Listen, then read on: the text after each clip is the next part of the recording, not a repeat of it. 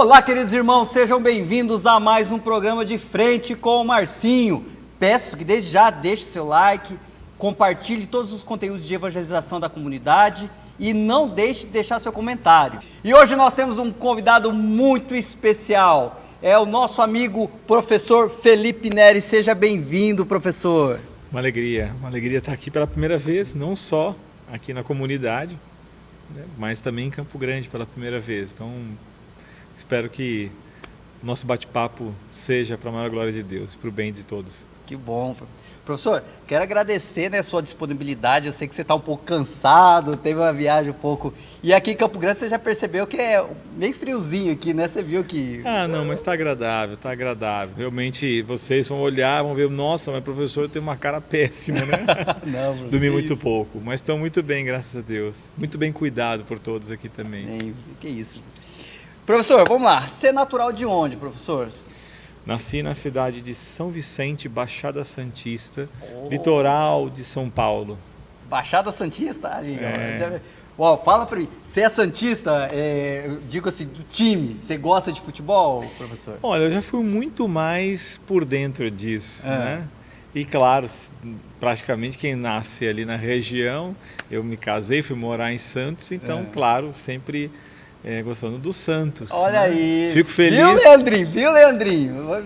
Leandrinho é botafoguense, professor. Não, coitado. Eu fico feliz porque eu não sou dos que ficam brigando ali, dos times ali, mas eu também estou muito por fora, faz muito tempo já estou velho. Professor, eu vou falar com o professor, eu gosto muito de futebol, mas você não está perdendo nada, viu? Pode continuar por fora que você não está perdendo muita coisa não, viu?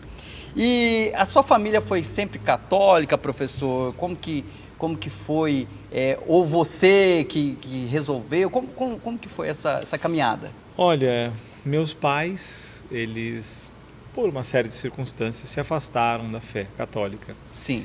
Então eu tive uma infância, ainda que meus pais se esmerassem, meus pais os amo e cuidassem também, de alguma maneira tentando cuidar também desse lado com Deus.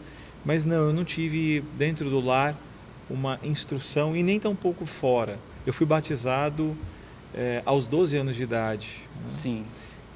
Mas mesmo sendo batizado, eu não fui levado pela fé católica. Eu tive uma caminhada muito longa até a minha conversão. Então, minha caminhada começou mesmo antes do meu batismo, lá por volta dos 9 anos de idade. Porque você está numa boa família, mas... sentia falta de alguma coisa, que eu não sabia exatamente o que era. E um dia eu estava caminhando pela rua e vi uma placa que me chamou a atenção e pedi para minha mãe para poder... falou, olha, podia ir lá. E o lá era um centro espírita kardecista. Minha mãe, pode? E aí eu fui. Você que se ofereceu para ir? É que eu vi na placa, chamou a atenção. Me chamou a atenção e eu fui. Eu fui e... por lá permaneci muitos anos. Sim. Só que eu fui lendo, eu ia lendo, e lendo eu fui percebendo as incongruências, coisas que não tinham sentido, como reencarnação, e eu era muito questionador da pessoa que ensinava, né? Então, como eu estava buscando entender, eu percebia um pouco o que hoje eu sei, o que é o mistério e o que é o absurdo. Certo. Então o que eu estava vendo era absurdo. Só que aí, por não encontrar mais e perceber uma coisa muito apequenada, eu passei, como eu estava passando na rua e vi aquela placa, de novo, entre a minha casa e a escola, eu vi no poste um papelzinho e me chamou a atenção. E aí eu pedi para minha mãe e falei, olha, eu queria ir lá nessa outra reunião aqui. E era de uma seita chamada Gnose. Isso com quantos anos, professor? Ali eu já tinha meus... na Gnose... Não, era um pouquinho mais velho. Na verdade, depois, agora eu estou lembrando aqui agora, depois do Espiritismo, eu passei uma pequena experiência em esoterismos. Sim. Né, de coisas assim da Índia, que me interessei bastante e fui conhecendo um pouco dos deuses, né? Isso da tudo Índia. uma busca insaciável por Deus, que eu queria né? entender. Porque a gente se atrai por aquilo que é misterioso. Sim. E o que me atraía, em parte, era um pouco as práticas. Então aquilo, né? Mas nem tudo que reluz é ouro. Então na hora que eu via, eu falei, nossa, que incrível, aquelas práticas que parecia o que a gente chama de yoga, né? Sim. De mantras, de mudras e certas coisas. Eu fui por ali, entende? Fui. Entendo. E aí mais velho, então, conheci a gnose. Não lembro agora, mas eu creio que era por volta, vou colocar ali, eu acho que uns 16 anos, não lembro exatamente. Permaneci um bom tempo na gnose. E depois também, mesmo estudando e progredindo dentro da seita, né, gnóstica, chegou uma hora em que eu vi um retiro de uma outra religião, né, e um retiro que seria de carnaval, da linha Gelupa, do budismo tibetano, do Dalai Lama. E aí então eu pedi para minha mãe e ela falou, pode ir. Né? E Nossa, mãe, professor, mas que história, hein? aí eu fui para o budismo, estava caminhando, queria ser monge, mantinha a cabeça raspada, tinha umas roupas coloridas e tal, estudando a filosofia budista, mas aí, com a graça de Deus, buscando a verdade, no dia 12 de outubro de 1997, às 11 horas da manhã, eu fui a uma missa. Fui a uma missa porque estava dias antes numa livraria antiga, Sebo, né? Um sebo onde vende-se livros antigos. Estava com uma amiga, um amigo e meu irmão, né? E ali um senhor, um advogado, o senhor Luiz Fonseca, fez um convite para ir numa missa. Eu não quis, relutei.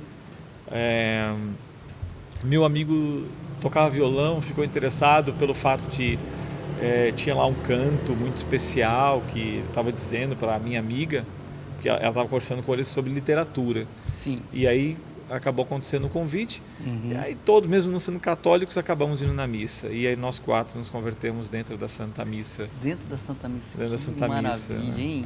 Eu tinha 21, hoje eu tenho 44. Né? Aí foi o início, né? Como aquela luz que você vê, que você está buscando.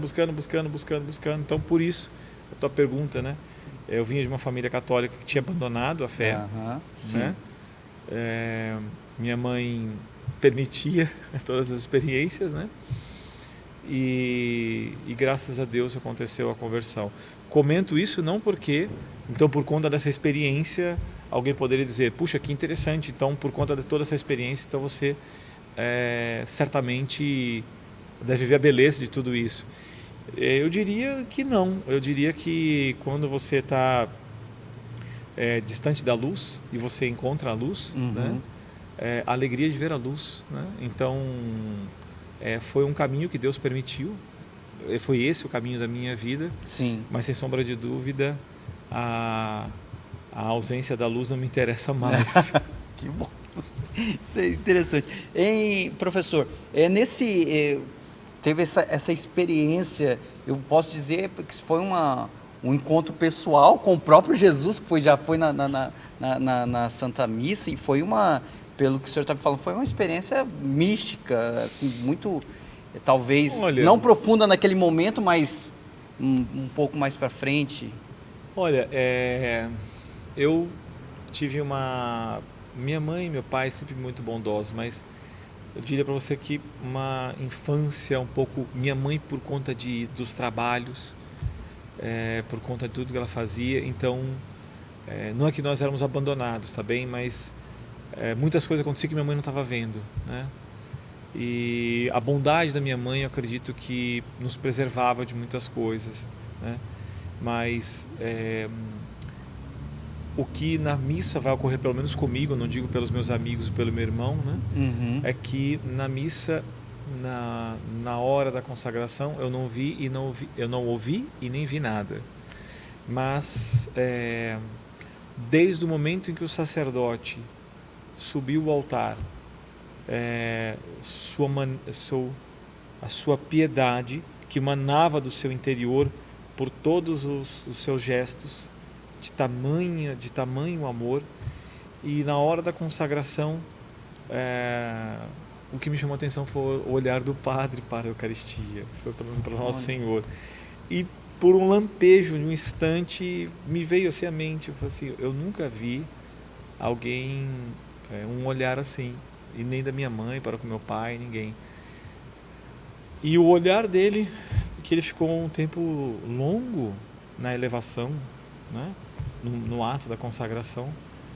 Que é lindo isso, é profundo, o padre que demora um tempo nesse... Sim, e aquele momento foi... não foi algo a explicar-se. Naquele momento eu passei a crer. E eu aceitei, foi como se fosse, eu creio.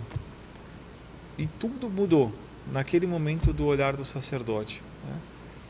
Frei Rafael Marinho, né? Que já é falecido, morreu em forma de santidade, né? Foi inesquecível o seu olhar para o Nosso Senhor na Eucaristia. Então aquilo foi transformante, foi assim, havia uma relação com Deus, um Deus verdadeiro e pessoal e vivo, coisa que eu não via, porque não existe Deus no budismo e não tem relacionamento entre nós e Deus, Isso. entende? E ali não havia uma relação amorosa. Hoje e íntima, de intimidade, né? Hoje, claro, fazendo um processo intelectivo de entender que na hora não foi isso, na hora foi tudo muito veloz. Entendo. E que, claro, aí o corpo reage o que está acontecendo na alma, e eu rompi em lágrimas, então chorando, e olho para o lado, não perguntei nada para eles, e eu vi que os três também estavam chorando muito. E os três nos convertemos, aí fomos ao final da missa, esperamos o padre fazer um tempo grande de ação de graças, e aí depois que ele fez a ação de graças, nós fomos nos aproximar para conversar, e ele me acolheu, a todos nós, com muito carinho, pediu que nos sentássemos, e já começou uma verdadeira catequese por muito tempo. Quando terminou, ele falou, olha, amanhã, se quiserem voltar, eu celebro missa nesses horários. E cuidado por um leigo que lá estava, já falecido também, ambos falecidos, que foi quem cuidou dessa primeira catequese. Então foi bastante profundo por isso, né? Por todo o sentido de vida que parecia que morria naquele momento. Sim. Havia uma busca e um encontro, mas todo um erro de vida que morria. Claro, é a primeira conversão, né? Uhum. De lá para cá a gente continua, né? A gente olha e pensa assim, morreram muitas coisas, nem todas. A gente olha, esse é o combate da vida, né? De ver as marcas do pecado original dentro de nós, né? É uma luta diária, né? Sim, com a graça de Deus, com Ele e por Ele. Sim. Aí nesse processo todo você conhece a sua esposa já nessa caminhada lá em Santos mesmo? Como que... Sim. Esse amigo que se converteu, ele me convidou para ir num encontro de jovens. E eu por características, eu fazia esportes individuais, eu fazia atletismo, eu fazia judô. Então eu não gostava muito assim de grupos, coisas assim, né? Sei que muito jovem está ouvindo e fala assim, poxa, mas é tão bom. Eu não gostava. Eu era muito assim, na minha, né? Como se diz, né? Sozinho.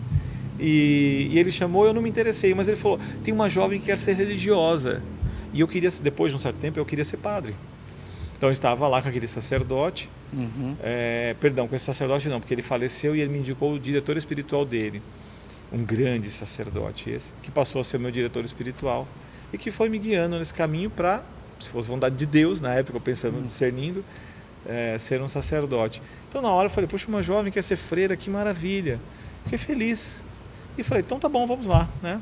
Aí fui. E nos encontramos, como nas escrituras, muitos dos encontros sempre são no alto, né? Ele sobe, Nosso Senhor vai subir. Então eu tinha que subir o Morro de Santos para ir ao Seminário São José, dia 29 de março, um dia para a gente muito especial. Nos conhecemos, não houve nada assim. Eu só encontrei uma jovem com um rosto muito puro, coisa que não via nas meninas de hoje em dia, que olhava sempre aquele rosto marcado já pela sensualidade, marcado pelos critérios do mundo, já empapado de tantas coisas, de ideologias. E de repente falei, puxa, que pessoa impressionante, realmente tem algo diferente. E eu falei, porque eu já estava conhecendo umas carmelitas, depois ela foi fazer uma experiência, não foi aquilo, Aí falei para ela de umas outras religiosas ela também conhecia umas religiosas, foi fazer uma outra experiência. Uhum.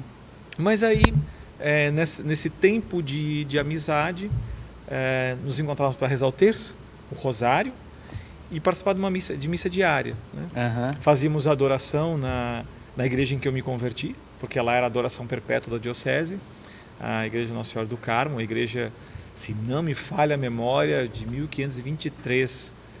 Essa igreja. Era na cidade de Santos mesmo, bem no centro de Santos. As igrejas mais antigas do Brasil, Santo Antônio do Valongo e essa Nossa Senhora do Carmo, dos carmelitas, né? Tem os franciscanos e os carmelitas. A cidade de São Vicente é a mais... porque tudo era São Vicente.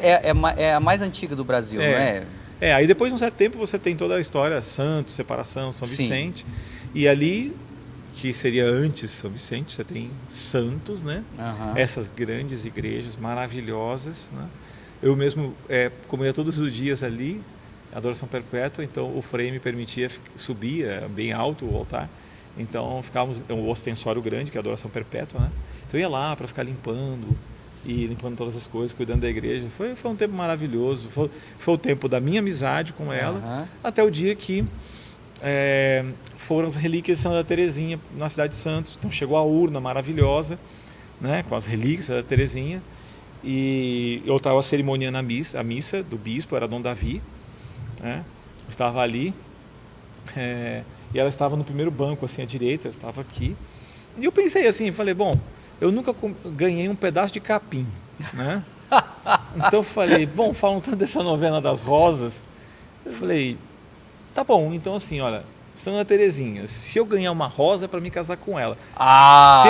Se eu não ganhar esta rosa, né, eu não me caso com ninguém e de fato é para eu ser sacerdote. Foi bem determinado o negócio. Foi bem em cima, né? Mas é muito difícil um homem ganhar qualquer coisa que seja. E eu já estava disposto assim, deixei bem claro, eu vou fugir de todas as plantas possíveis, né? Nada. Para ser uma coisa clara. Que terminou a missa, o bispo entrou, deu graças, eu já tirei, fui tirando o roquete, batina e tal, e fui embora. Né? Nessa época, eu estava em dúvida, e ela também, só que ela não falava. Né? E aí, nesse tempo, como a gente estava em dúvida, então a gente não estava muito conversando muito um com o outro, aquela amizade que nós tínhamos, né? Então a gente estava meio assim. Então a gente se encontrou no caminho, isso encurtando essa história. Né? Ela chega e me vê assim no caminho, e falou, olha, e começamos a conversar, não vou entrar em detalhes que leva muito tempo, mas ela chegou e disse, mas você não quer uma rosa? Aí eu falei, não, é que na verdade como eu vou andando para minha casa e levava, meia hora caminhando, eu gostava de caminhar, gostava de correr, fazer atletismo, eu falei, não, eu vou correr e com uma rosa na mão e depois eu vou, amanhã eu estou na igreja, todos esses dias está aqui a urna também, eu levo depois, agora não porque eu vou caminhando e tal, né? Aí ela, não, mas fica essa rosa para você. Ela que... ela fica essa rosa para você que eu ia dar pro meu pai. E eu, não, olha, dê pro seu pai, né? Imagina, você trouxe uma rosa, estava na urna, Santa Teresinha, ou para sua mãe. A minha mãe não tá, não sei o que e tal. Eu falei, não, eu vou caminhar, vai te espetalar toda e tal. E ela pega, mas você é um chato, e jogou. Nossa. Ela jogou, tipo, você é um chato. E eu pensei comigo, bom, Santa Teresinha, eu rejeitei de todas as formas. Né? Eu tentei, falei você é quase um cético, né? Falou assim, você pediu, mas não, mas não é desse jeito que eu quero. Tipo assim, exigiu. Quando eu ganhei, eu fiquei na minha. Ela virou e aquela que eu estava rejeitando tanto, por isso que ela reagiu desse modo, e ela entrou, né? Eu fui embora assim, falei, nossa, um pouquinho ainda assim, né? Mas será? Não, claro, você pediu, então eu tinha uma mistura de alegria e um pouco de ceticismo também, né? Eu não gosto desse negócio meio que comércio com Deus, né? Me dá um negócio. Me dá uma coisa que eu dou em troca. Claro, não é um comércio. Não, sim, não é. Mas eu me sentia assim na hora, entende? Porque eu nunca tive uma experiência dessa, nunca ganhei nada, nenhuma planta antes nem depois, entende? Ganhei uma rosa naquele momento, né? E aí... Mas isso aí, assim, é setembro. Você ia ganhar a rosa do pedido que você fez, né? E aí passa outubro, novembro, eu me crismo no dia 22 de novembro, ela também. E aí, no dezembro, janeiro, dia 24 de janeiro, ela me chama para o aniversário da avó dela, no dia 25, dia de São Paulo. E lá nós começamos a namorar, no dia 25 de janeiro, né? Então, graças a Deus eu tinha convertido, porque ela já vinha de uma família católica, nós não teríamos casado. Nossa. Ela não me aceitaria, uma pessoa incrível ela. Professor, e vocês têm 4 filhos, correto? Isso, 4 filhos. Graças a Deus. E assim, hoje, não estou dizendo no nosso meio católico, né? Que pelo menos não deveria ser, né? É considerado uma família numerosa, uma família grande, né? Como que vocês vivem essa realidade? Não tanto aqui para nossa comunidade, que na nossa comunidade você vai perceber que o povo aqui é fértil aqui e não liga para isso. Mas como que você e sua esposa lidam com essa realidade diante de tudo isso que o mundo prega contra, né? Olha, nas gestações muito próximas, então terceiro filho, quarto filho, então era muito mais quando eram já um pouquinho menores, né? Sim. Uma reação sempre parecia uma polícia, sabe? De estar no elevador, você ser olhado assim, olhando aquelas jeito, crianças, né? Eu me lembro, foi uma coisa, para mim foi um pouquinho cômica na hora. Eu tinha me mudado de região, né? Saí de Santos para São Paulo, e aí fui à padaria, estava lá, e a senhora olhou para as crianças e perguntou: todos seus? Assim, todos, 4, né? E aí eu falei: não, todos você parece que tem um batalhão, tem um time de futebol aqui. Todos meus. E aí veio a segunda pergunta: mas com a mesma esposa? Né? Nossa, Aí eu, sim, claro, assim, né? Não, desculpa, é que é um pouco incomum, assim, né? Então isso acontecia mais vezes, às vezes de um modo assim, às vezes um pouco mais ofensivo, às vezes também da família também, um pouco, não, mas, poxa, e aí, como é que vai ser, como é que vai manter, né? Então havia sempre um pouquinho de pressão. Hoje eu vejo assim que nós levamos assim, com certa tranquilidade, sim, né? Foi passando, então hoje, se você nota um olhar ou outro, na igreja quando eles eram os menores, aí tinha um pouquinho também, né? As senhorinhas, assim, eu sempre fiz questão de sentar na frente para que eles pudessem participar da missa vendo o sacerdote. Então é claro, quem senta na frente? Algumas senhorinhas estavam ali, né? Então elas olhavam, elas mudavam de banco. Elas viam assim, nossa, vai ser o pessoal da pirotecnia, né? Aí de repente vê as crianças em silêncio, aí até lá, nossa, meu filho, minha filha, parabéns, nossa, mas que educação, olha, eu queria que meu neto, né, olha, que meus netos, né, que eles fossem assim como seus filhos, porque olha, os meus filhos não fazem assim, mas o que você faz, tal. Então isso aí passou um pouco, né, o pessoal ficava assim um pouco em cima da gente e via que era natural, porque nós íamos missa diária, então tranquilo. Então hoje a gente percebe muito mais nas pessoas como existe um certo policiamento da maternidade, sabe? Sim. Isso, se perguntar para as pessoas quantos filhos vocês querem ter, 1, 2, 0, entende? Ouvir falar assim, 4, 5, 6, 7, 8, nossa, isso aí assim, é como se você estivesse brigando com ela. Entende? Você fosse um irresponsável. Sim. Entende? Tem algum problema naquelas pessoas. É o olhar, entende? Não são pessoas estudadas, né? Aí vem todo tipo de coisa. Então, assim, eu olho isso como assim, uma dentro da nossa fé, uma não compreensão de que o amor é fecundo. O amor não se divide, ele se multiplica. Sim. Então, os filhos, como a gente lê, são a bênção do Senhor, são as flechas na aljava do arqueiro. E, por outro lado, é a mesma coisa daquele símbolo que ocorre verdadeiramente no altar, na Eucaristia, né? Da vida que é dada e que se multiplica. Então, de um ato de amor, né? que é levado o amor através de Nosso Senhor na Eucaristia. Também é assim, claro, nem todo mundo talvez cultive e zele pelo amor matrimonial, mas é claro, se São Paulo vai falar com grande esse mistério, e olhando como a referência aos santos casados, que sem sombra de dúvida, quantos mais filhos vierem para amar a glória de Deus, são uma verdadeira bênção. Não significa que não será fácil. Na verdade, quem foge da dificuldade, como quem tem medo, é muito mais infeliz, porque os sofrimentos, eles são normais das vidas, né? Mas às vezes parece que tem medo de sofrer antecipadamente. Então você quer prever tudo, você quer planejar tudo. Então, com essa história de planejar tudo, você planeja assim, olha, então Deus é só um apêndice na vida. Ele não é o parâmetro, ele não é o centro, ele não irradia pela forma de raciocinar, de organizar a vida familiar, o relacionamento de marido e mulher com os filhos. da vida espiritual dentro do lar. Então, como não há esse raciocínio, então, claro, ver os filhos um problema. Mas já é uma mentalidade da cultura da morte, já é uma mentalidade contra a natalidade. Sim. E com isso vem muitas outras coisas juntos. É verdade. E a sua formação, professor? E sua formação, de onde surgiu assim, esse interesse pela educação? Bom, olha, eu disse antes que eu fui muito preservado pelos esportes, né? Sim. Esportes individuais. Então, veja, eu vou me converter aos 21 anos de idade. Certo. Né? Eu já fazia faculdade. E que faculdade que eu fui fazer? Faculdade que tinha uma ligação com o que eu pensava na época. Educação física. Então, eu fiz educação física, me formei primeiro em educação física, porque era a realidade que me preservou, inclusive. Eu passei toda a minha juventude tranquilo, não fui com muita gente pensar, nossa, entregue da vacilão. Não, eu não namorei, né? Passei assim muito envolvido com o esporte, porque eu estudava de manhã, terminava o almoço e ficava todo o período da tarde na escola só com esportes, toda tarde até o final da tarde com esportes. Então era a minha realidade na época, eu fui fazer isso, né? Descobri na faculdade que eu pensava que jovenzinho pensava como se fosse faculdade de esportes, o que não é. A educação física é muito diferente disso, mas é claro que no meio eu já me converti, e aí, não no meio, um pouquinho mais avante eu me converti, e aí parece que perdeu todo o sentido da coisa, né? O que da corporeidade, né? Teve a sua importância, mas aí eu me interessei por educação. Sim. E de repente eu vou trabalhar numa escola em São Bernardo do Campo, uma escola de religiosas palotinas. E ali começou, né?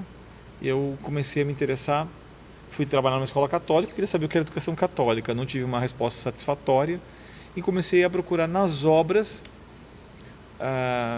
de santos educadores, fui também lendo muito sobre orientação familiar e descobrindo a educação de crianças. Muito antes de me casar, e inclusive no meu namoro, eu procurei ver como que seria a educação de uma criança. Vou me casar, então se vou me casar, eu quero estudar sobre isso. Foi muito estranho, até para minha namorada, minha esposa hoje falava, mas estudar sobre educação de filhos? Eu falava, nenhum soldado vai para a guerra despreparado, né? Então, eu acho que a gente pode aprender. A igreja escreveu tanto sobre o assunto, eu não tinha noção disso, mas eu fui percebendo. Então, em meio a estudar sobre família, foi uma caminhada estudar sobre educação, sobre educação católica, certo, sobre os ataques. Aí no meio disso eu fui descobrindo os ataques contra a vida, a família, a educação. E aí eu fui me enfronhando cada vez mais dentro da educação. Mas você já tinha terminado, professor, o curso de educação física? Quando eu me converti, não. Quando eu me converti, eu me converti, eu estava fazendo educação física. Eu estava fazendo educação física quando eu me converti e permaneci ainda um tempinho. Conheci minha namorada, finalizo a educação física. Depois nós vamos nos casar, e depois esse caminho já era de estudo. Certo. E aí fui estudando, fazendo muitos estudos. Muitos desses estudos livres. Certo. Livre, ou seja, lendo. Porque já era uma coisa natural. Até quando eu me converti, eu tinha medo de... Falei, não quero vender os livros, eu não quero dar. E aí tinha um monte de coisas de religiões, né? Aí quando eu me converti, conheci o que seria minha futura esposa, né? Renata. Ela vai me ajudar a fazer uma grande fogueira com tudo aquilo ali, destruir tudo aquilo, porque era de estudar, eu queria entender o que as coisas de fato eram sobre a fé, né? Então eu continuei estudando, sempre foi o fio condutor a ler, né? Ler e entender, né? Então a educação foi e continua sendo um caminho de muito estudo. Entendo. E aí você exerce, professor, esse apostolado educacional muito forte no Brasil, né? Pelo que eu entendi, você rodou já, bem dizer, esse Brasil todinho. Sim. E conta um pouco mais sobre esse apostolado, como que ele funciona. Não é que um dia eu vi. Você falou assim, não, teve uma luz, Nosso Senhor falou, como Nossa Senhora falou com São João Bosco. Não foi assim, né? Eu diria que, como com São João Batista La Salle, sem me comparar, Deus me livre e guarde, né? Mas São João Batista La Salle é um homem que percebeu no ordinário, através das circunstâncias, a ação de Deus. Sim. E também foi um pouco assim, porque, veja, eu fiquei 3 anos naquela escola de Palotinas, depois eu passei aí por mais 1, 2, 3 escolas católicas, né? Cheguei à direção do Colégio de São Bento de São Paulo, deixei o Colégio de São Bento e o que acontece? Já era uma época que eu estava estudando, como eu disse, me chamava a atenção esses ataques à vida e à família. Porque eu estou estudando sobre família, de repente você vê que as famílias estão fragmentadas. Você quer entender sobre isso. Porque você vê o grande ideal que a igreja mostra para o homem do que é a família. Você vê a beleza de santas famílias, não só a família de Santa Teresinha, mas o pai de Santo Antônio Maria Claré, a mãe de São Vicente Palotti, a mãe de São João Bosco, pais e mães de várias épocas que educaram filhos muito santos. Aquilo ia me envolvendo. E de repente eu vou olhando a realidade vendo, nossa, como é distante isso, né? E aí fui lendo, aqui tem essa bela imagem de São João Paulo II. Aí foi quando eu li também uma encíclica do Papa, Evangelho Vitae, Evangelho da Vida, onde ele fala que, no artigo 28, não estamos somente diante, mas dentro de um gigantesco e dramático combate entre o bem e o mal, a cultura da vida e a cultura da morte. Eu quis entender isso. Eu falei, o Papa está falando de cultura da morte. Ele fala que essa encíclica, tem um comentário dele, que foi um marco central do seu pontificado. Ele considerava a coisa mais importante que ele tinha feito. Sim. Eu falei, preciso entender isso. E eu comecei a me enfronhar, a entender os ataques de longa data, de séculos para cá, né? E aí o que acontece? 2011, vou deixar o São Bento e por uma série de circunstâncias estão acontecendo no Congresso Nacional muitos projetos de lei contra a vida e família. E eu fiquei muito tocado por uma situação que eu vi, falei, nossa, a gente precisa fazer alguma coisa por isso. E eu assim, nem sei agora, nem lembro direito como é que foi que eu fui assim, eu fui sozinho, né?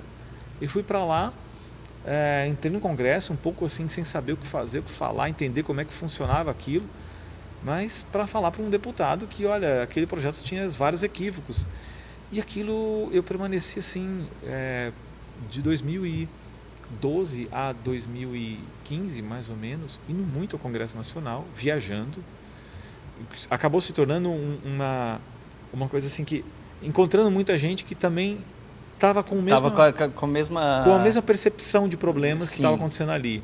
E sem querer ser parlamentar nem nada, mas para impedir o absurdo de projetos de lei que afetariam a sociedade brasileira contra a vida e a família. Então ali, entenda que assim, não é que foi uma parada no tempo, não.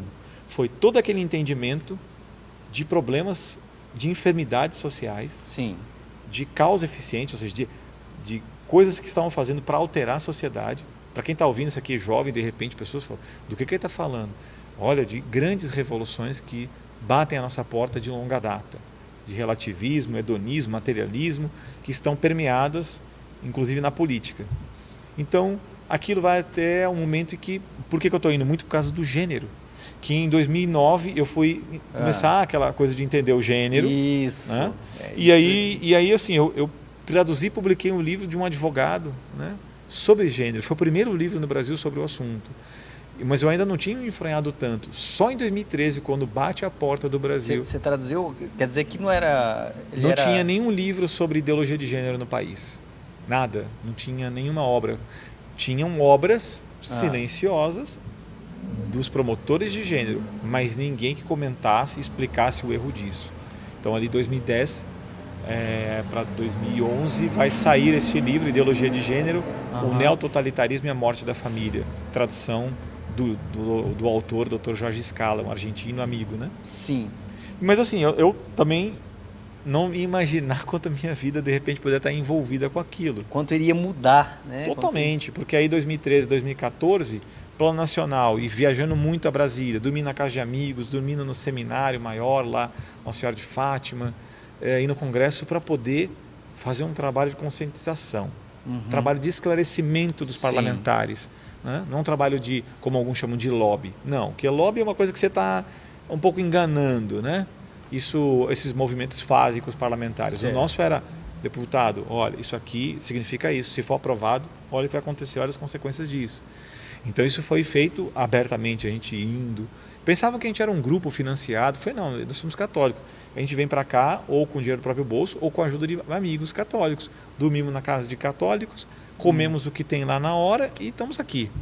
Por quê? Porque eu saí do São Bento e nesse período minha esposa estava sendo a arrimo do lar. Né? Ela mantinha aquilo ali e ela falava, não, você tem que fazer isso, né? Você tem que ir. Né?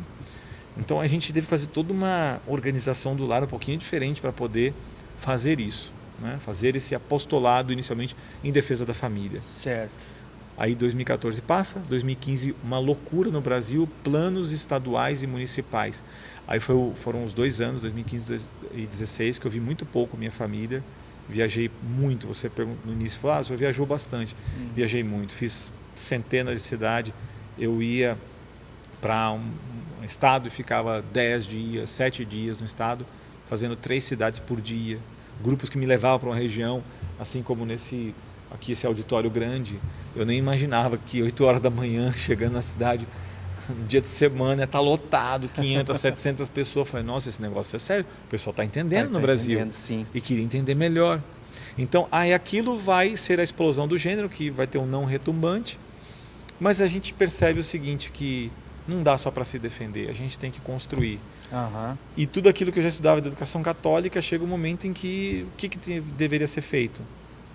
Eu deveria então começar a ajudar a fazer uma escola que não era aquelas escolas que eu trabalhei, que não já o catolicismo, a fé em Nosso Senhor já não permeava mais as ciências, não permeava mais a vida dos professores, a organização da escola, do programa, do currículo, do relacionamento, de tudo que havia dentro da escola.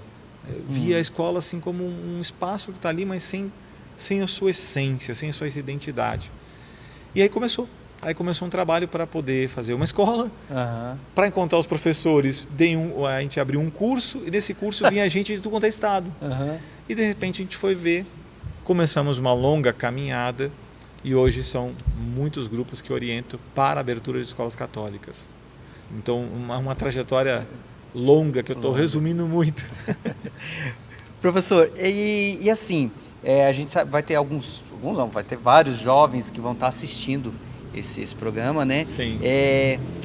Queria que o senhor explicasse, professor, eu sei que aqui ia dar um debate muito grande, a gente não tem esse tempo, mas assim, de uma forma assim resumida, sobre o mal da ideologia de gênero, né? Que infelizmente está sendo enraizado na nossa educação, na nossa cultura e essa, eu sei que muita da sua luta é contra isso também e assim, a gente não pode se calar diante dessas coisas, né? Fala para nós um pouco desse mal que tá sendo enraizado, professor. Bom, eu vou falar de um modo diferente do que eu estou acostumado a falar. Já que você falou que é para jovens, eu estou imaginando algum jovem relutante e que talvez, ao ver você tocando nessa pergunta e ele ouvir que então eu sou contrário a isso e de repente ele já teve uma repulsa. Ele já se arma. Ele já estava até achando interessante o nosso bate-papo, me falou, mas espera lá, é até interessante o que ele está falando, mas aí ele é contra isso. Então eu vou falar assim de coração para esse jovem o seguinte, né?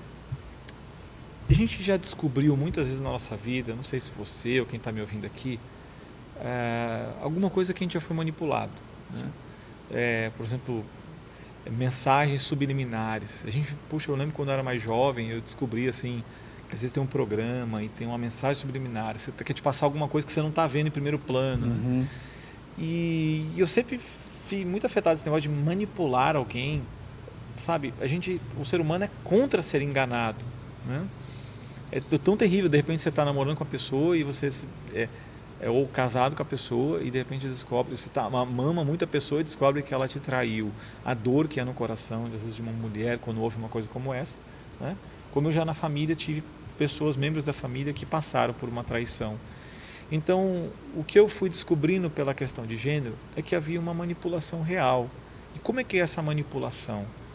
Ela faz com que a primeira pessoa, quando ela ouça isso, ela só tenha um tipo de pensamento, né? Que a briga ou a ideia da promoção de gênero seria para se ter uma situação melhor para a mulher que não é valorizada, que não tem um melhor status, melhor salário, que sofre violência, e tudo isso é real, ok? Isso é real, isso acontece, a gente atesta isso aqui. Que tenham pessoas que de repente sofram discriminação, e que também já aconteceu e acontece também. Então de repente você ouve que essa questão de gênero seria para ajudar essas pessoas, que ela seria uma política que permeasse a sociedade para ajudar essas pessoas. Então quer dizer, então você imagina uma pessoa como eu e fala assim, não há isso. Então a pessoa que ouve fala assim, você é contra ajudar as mulheres e uma pessoa que é discriminada? Eu não sou contra isso. A questão é que esta política não faz isso. Mas olha, eu acho que você está enganado. Então, eu estou há 10 anos estudando isso e vendo o que aconteceram nos países. Por quê? Nós estamos falando de escritos, de ideias que permearam a universidade, que depois vão permear as políticas para tentar implementar isso em escolas, em todos os ambientes. E aí, de repente, a gente vê uma promoção que parece muito bonita, né? Mas quando ela é aplicada de fato, né, não é isso que sai no final. E aí a pergunta seria, mas será que é porque deu errado? Será que as pessoas ali se utilizaram? Ou será que, foi o que eu descobri, não era só uma fase querendo chegar a outros lugares, instrumentalizando, enganando não só quem achava a ideia bonita, aqueles que esperariam esta ideia para ter uma vida melhor, né, e fazendo com que todo mundo fosse enganado. Como é que eu fui descobrindo isso? Lendo muito também das obras daquelas que eram promotoras de gênero, tentando entender. E entender o que, então, ali. O que é gênero? Porque qual o problema com essa palavra, né? Gênero humano, gênero alimentício, gênero literário, né? Tem algum problema com isso? Não pode mais falar a palavra gênero, né? Não é isso. É que existe uma história por trás disso. Um uso político, um esvaziamento da palavra. Vou dar um exemplo, tá? Quando a gente ouve a palavra democracia, a gente tem uma ideia, respeito, como é que seria a composição da democracia. Mas como é que a gente ouve a palavra democracia na boca de tiranos? Um fulano falando por democracia e sendo um tirano. Que coisa estranha. Como é que, por exemplo, eu assisti um vídeo de um homem que a mulher colocou a câmera escondida e o fulano socava a mulher e falava, eu amo você, e socava a mulher, né?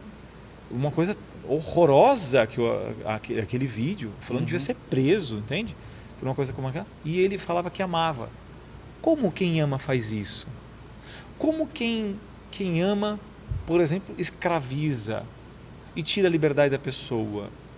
Isso não é uma farsa, entende? Sim. Entende que, por exemplo, a gente vê, Judas vai e beija Jesus. E com um beijo traz o Filho do Homem. Porque o beijo tem um símbolo. Então, de repente, você tem um símbolo, você tem a atitude esvaziada do sentido. Você tem um ato e não tem um sentido. Você tem um beijo que expressa um amor e, de repente, um beijo que não é um amor, que é uma farsa, que é uma mentira. Exatamente com isso acontece com o uso de uma linguagem para chegar a um projeto muito maior. O uso político dessa questão. Então, não me estendendo, mas eu fiz um caminho diferente para você que está me ouvindo aqui entender um pouco do que eu vejo. Né? Certo. E esperando que você, mesmo que você não aceite, que você está ouvindo, que você se dê ao luxo de como eu fiz. Eu fiz um caminho de vida procurando entender as coisas. Eu não aceitava simplesmente o que estavam falando. De repente você ouviu o seu professor e ele fala ao contrário do que eu falo, mas você não conhece a fundo o que eu estou falando. Então, antes de ir contra, vai e leia o que eu estou falando. Então eu fui na promotora, um ícone, a papisa do gênero, que é a Judith Butler. E li outras também. Eu cito mais ela porque ela é mais estudada, ela veio ao Brasil e tal. E lendo a sua obra, ela está lá advogando por uma coisa que é chocante quando você entende. É uma ideia tremenda, é uma ideia que, quando você imagina aquilo sendo aplicado para todos, só vai gerar grande sofrimento na humanidade. Eu nunca vi uma ideologia tão potente em escala mundial, porque o gênero, ele seria, para você que está ouvindo pela primeira vez aqui, tem um monte de coisa gravada minha, mas eu estou explicando de um jeito que eu nunca expliquei em lugar nenhum. Né? O gênero seria uma coisa assim, que você só é você quando você se liberta da escravidão que te impuseram do que se compreende por um homem e uma mulher. Né? Então, como se você não pode ser você. Só quando você se desconstrói, se faz, se desfaz. Então, que não é corpóreo, é anticorpóreo. Então, você é quase como uma verdadeira negação de um dos aspectos da sua individualidade, do que você é, de uma identidade, do que eu possa ser. Como se eu fosse um casulo, e que uma borboleta que tem que sair, e aí sim eu sou eu. Né? Mas que eu nunca serei, porque o gênero ele não tem uma ideia de fixidez, de identidade. Sim. Butler ele vai falar da superação da metafísica da substância, ou seja, que as coisas são algo, então eu sou algo. Então é uma fábrica, não é uma luta por não discriminação, é o fabricar um tipo de indivíduo completamente diferente, né? E usando da escola como um laboratório que desmantela psiquicamente a criança, porque não é para falar de um estilo de vida, que alguém queira ter um terceiro ou um quarto sexo, não tem nada a ver com isso. Ele vai instrumentalizar o homossexual, ele vai instrumentalizar a mulher, ele vai instrumentalizar por uma guerra de poderes, e é disso que elas vão versar nas suas obras. Né? Nós falamos de tremendas ideias, porque o manipulador, ele não faz para ser visto, ele tem que ocultar as coisas. Sim. E o segredo da coisa para ela ruir é trazer à tona. Isso que eu tanto tento fazer, que é mostrar estas obras, o que elas pensam, como uma Sulamit Firestone, uma feminista de primeira onda, que falava do tabu do incesto, então que chegaria uma mentalidade pansexualista e que o tabu do incesto cairia. Então tudo como um tabu. E quando você tem fixidez, quando você é um homem, uma mulher, isso em si já é uma opressão. Um está oprimindo o outro. Né? Então, olha o que nós vamos chegar. Olha que tremendo é isso. Eu ontem, numa live com um jornalista famoso, estava lendo um trecho de um site onde dizia assim, como é que é mesmo? É de um site famoso aqui no Brasil que fala assim que não existe um privilégio dentro do gênero. Né? Então, ser um homem ou ser mulher é um privilégio. E como se isso então fosse, o texto não lembro exatamente agora, mas como se isso fosse uma opressão. Nossa. Quer dizer, eu estou oprimindo alguém sendo eu mesmo. Então, quer dizer, que coisa terrível. Não pode ser nem homem nem mulher. Na verdade, não é para ser nem homossexual e nem nada, porque o gênero ele não tem espécie, Sim. idade, ele é fluido. É isso que elas teorizam, é fluido. E qual é o problema disso? Tenta imaginar na prática o que pode ser isso, para você que está ouvindo. Na prática, nos relacionamentos humanos, quando é aprovado isso num país, vem em consequência punir quem pensa contra. Então, de repente, eu quero ser. Eu não quero não ser. Eu quero ser eu mesmo. Tá? E é por isso, então, eu já estou indo contra alguém que não queira pensar assim. Eu não puni ninguém. E não quero punição para ninguém que pense diferente. Mas é que anular a diferença, porque para existir igualdade ou diferença, você tem que ser alguma coisa. E eu quero ser. Porque eu sou pessoa humana. Eu existo, eu sei disso, entende?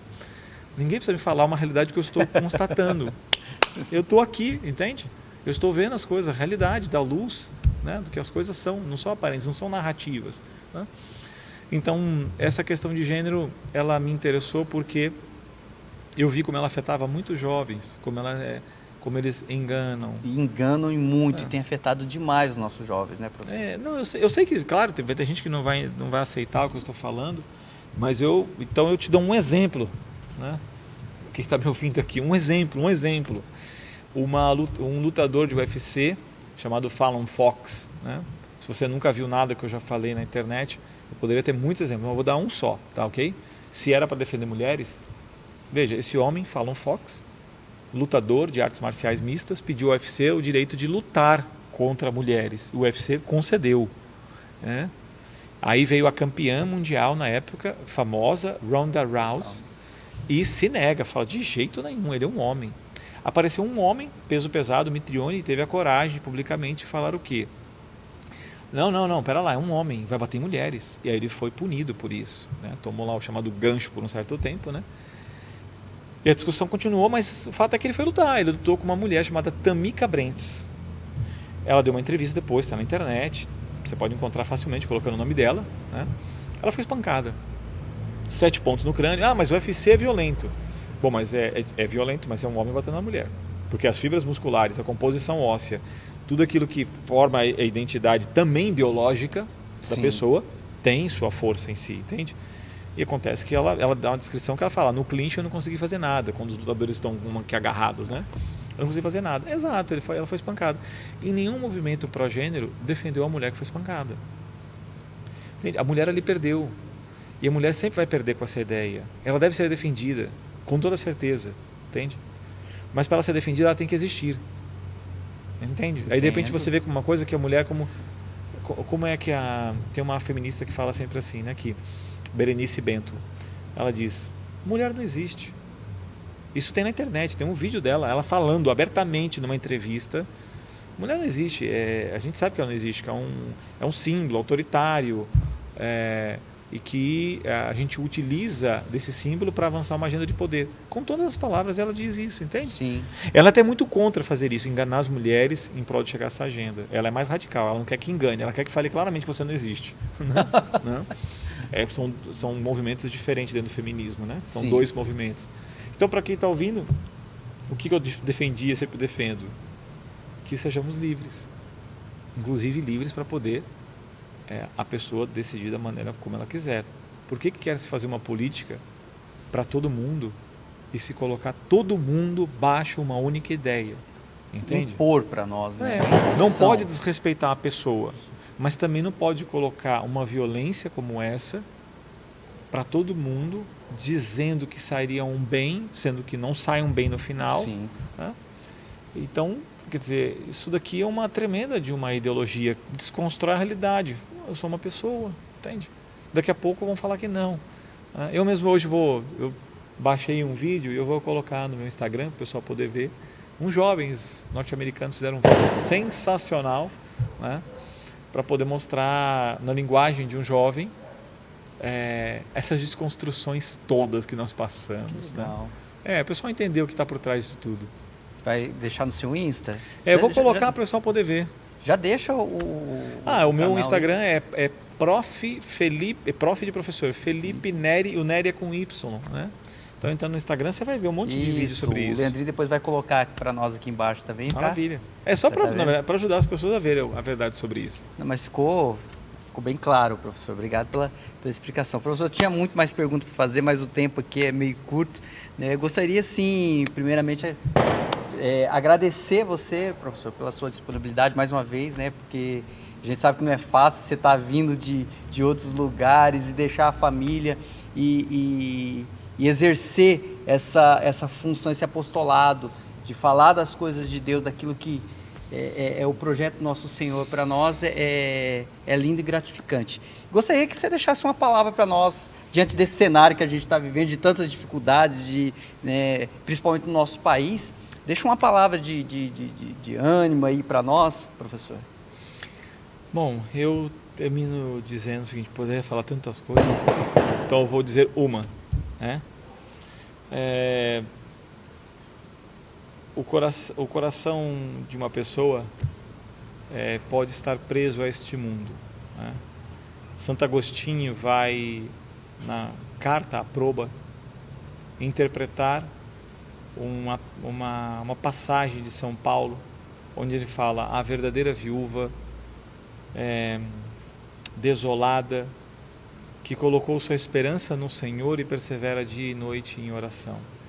E ele vai mostrar a característica principal da oração, que é um coração desprendido, por isso da palavra desolado. Que coração desprendido?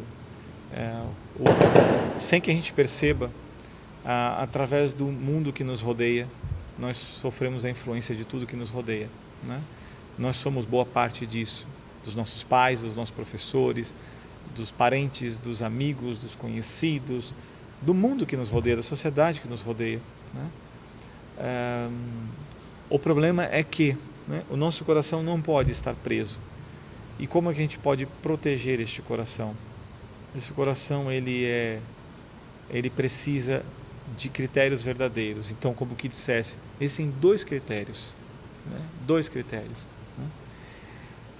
E esse critério, existe o critério, que na verdade vai permeando a mente de todos nós, é um critério empapado de uma visão em que as coisas terminam por aqui, né?